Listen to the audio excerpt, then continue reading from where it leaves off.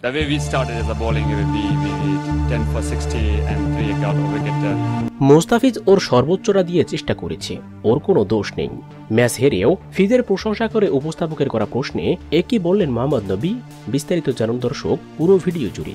এলপিএলে আজ দিনের প্রথম ম্যাচে মুখোমুখি হয়েছিল কলম্বো স্ট্রাইকার্স এবং জাফনা কিংস।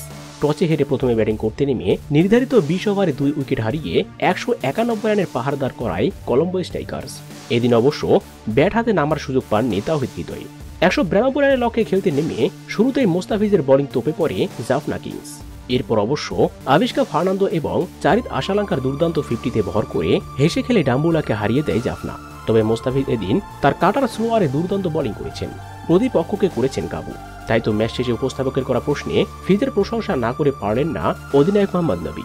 তিনি বলেন, মোস্তাফিজ অসাধারণ, ডেথ ওভারে দুর্দান্ত বোলিং করেছে সে, কিন্তু বাকি বোলারদের ব্যর্থতার কারণেই ম্যাচটা হারতে হয়েছে আমাদের। মোস্তাফিজের মতো আরেকজন বোলিং করতে পারলেই ম্যাচটা হয়তো জিততাম আমরা। তো দর্শক, ম্যাচ শেষে ফিজকে নিয়ে উপস্থাপকের করা প্রশ্নে মোহাম্মদ নবীর এমন মন্তব্য আপনাদের কেমন লেগেছে অবশ্যই কমেন্ট করে জানিয়ে দিন। এ নিয়ে আপনার মূল্যবান মতামতটি ভিডিওর কমেন্ট বক্সে। ধন্যবাদ।